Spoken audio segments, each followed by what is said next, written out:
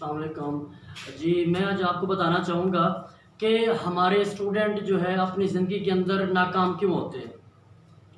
तो इसकी कुछ वजूहात हैं।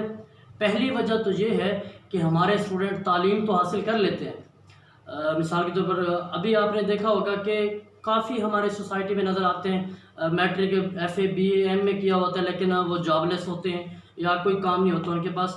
तो क्या है इसके अंदर, वो जो है तालीम तो हासिल कर लेते हैं लेकिन उनके पास स्किल्स नहीं होते।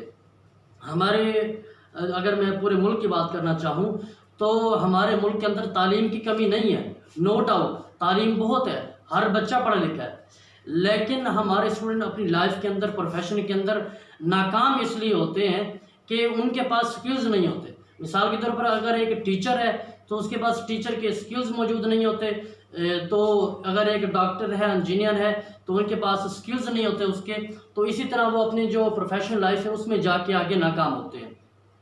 जब एक टीचर होगा, उसने MSc MPhil PhD तो कर ली, लेकिन अगर उसके पास वो टीचिंग स्किल्स ही नहीं है जो बच्चों को सिखा सके, तो क्या होगा कि उससे फिर जो कौम के बच्चे हैं वो आगे सही तरह नहीं तालीम हासिल करेंगे, स्किलफुल नहीं बनेंगे। इसी तरह जो हमारे पास अगर एक डॉक्टर है, अगर डॉक्टर अपने जो प्रोफेशन में अपनी स्टडी में स्किलफुल नहीं है, उसके पास वो स्किल्स ही नहीं है, तो उसके हाथों मरीज़ मरते रहेंगे। और इसी तरह अगर एक इंजीनियर स्किलफुल नहीं है अपने प्रोफेशन में, तो क्या होगा, उससे जो इमारतें हैं वो गिरती रहेंगी। और अगर सियासतदान स्किलफुल नहीं है अपनी तालीम में, अपनी सियासत में स्किलफुल नहीं है, तो उससे पूरा मुल्क तबाह होता रहेगा। तो ये जो हमारी जो तालीम है ना, इसमें जो स्किल्स हैं ना, ये बहुत बड़ा काम करती हैं। हम ये PhD MSc MPhil तब कर जाते हैं, लेकिन हमारी किसी चीज़ के अंदर स्किल्स नहीं होती, इसी वजह से जो है हम फिर इसमें नाकाम होते हैं।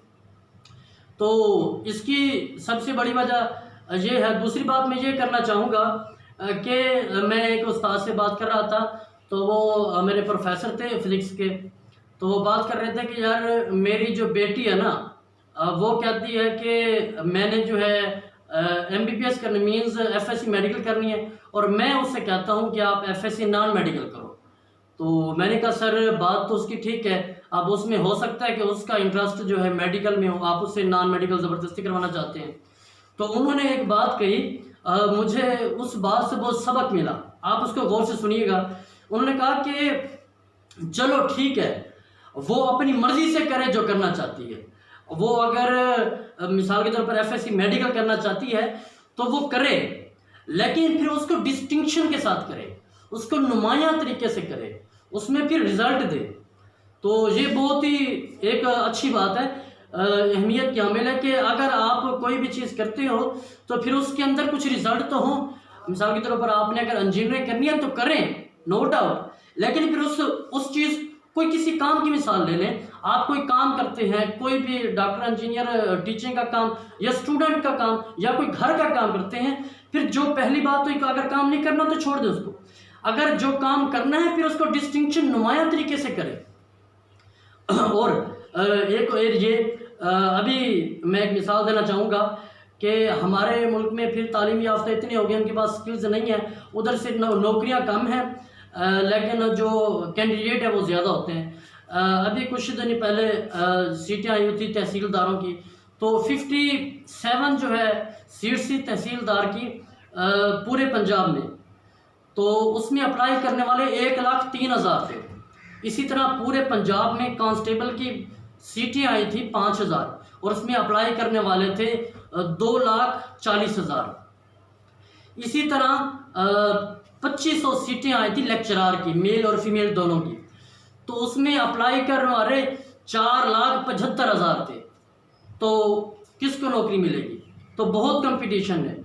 इसी तरह मेडिकल का, अब हर वालिदैन चाहते हैं कि हमारा बच्चा डॉक्टर बने या इंजीनियर बने, तो आजकल सिर्फ यही सोच है, क्या सिर्फ डॉक्टर बनना और इंजीनियर बनना ही सब कुछ है? नहीं, इसके अलावा भी काफ़ी सारे जो है प्रोफेशन है, काफ़ी सारे चीज़ें हैं, लॉ है, टीचिंग है, और मेडिकल के काफ़ी सारे शोबे हैं, इंजीनियरिंग के काफ़ी सारे शोबे हैं। तो सिर्फ डॉक्टर और इंजीनियर बनना ही सब कुछ नहीं होता।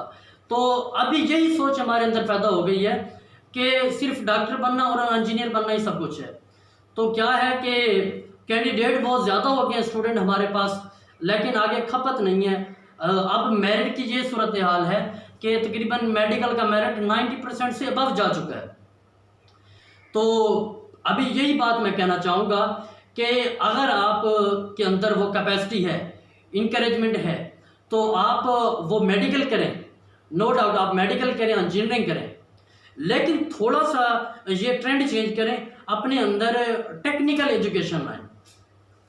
ये हमारे यहाँ जितने भी आप मुल्कों की मिसाल सुनेंगे ना तरक्की याफ्ता, मैं चाइना की मिसाल देता हूँ कि चाइना एक बहुत ही तेज़ी से तरक्की करता हुआ मुल्क है। वो तरक्की याफ्ता ममालिक है, मुल्क शामिल होते हैं तरक्की याफ्ता ममालिक में, उनका शुमार होता है चाइना का।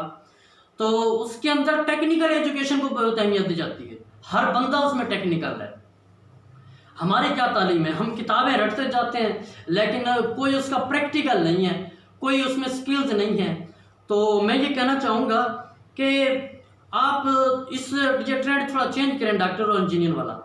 आप उसका टेक्निकल एजुकेशन क्या है, बच्चे को आप मैट्रिक करवाएं, इंटर करवाएं, उसके बाद जो है कुछ शार्ट डिप्लोमाज हैं, डिप्लोमे हैं, 1 साल के 2 साल के, केमिकल का, इंजीनियरिंग का, केमिकल का, सिविल का डिप्लोमा है, इसी तरह और काफ़ी हैं। इसी तरह अगर मेडिकल का बच्चा एफएससी मेडिकल किया हुआ है तो उसके लिए भी काफ़ी सारे शोबे हैं। वो मैट्रिक के बाद भी या इंटर के बाद भी जो है बी फार्मेसी, डी फार्मेसी, ठीक है, ओटीपी और लैब टेक्नीशियन, काफ़ी सारे शोबे हैं, तो वो भी कर सकता है।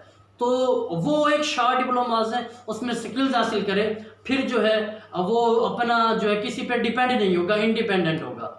इधर क्या है कि हम तालीम तो हासिल कर लेते हैं, एमएससी, एमए, मास्टर कर लिया या एमफिल कर लिया, पीएचडी कर ली, लेकिन स्किल्स नहीं है, आगे से जॉब्स नहीं है, तो बंदा स्किलफुल नहीं होता, तो फिर बाद में फिर जो क्या है हमें परेशानी का सामना होता है। इसीलिए टेक्निकल एजुकेशन की तरफ आए।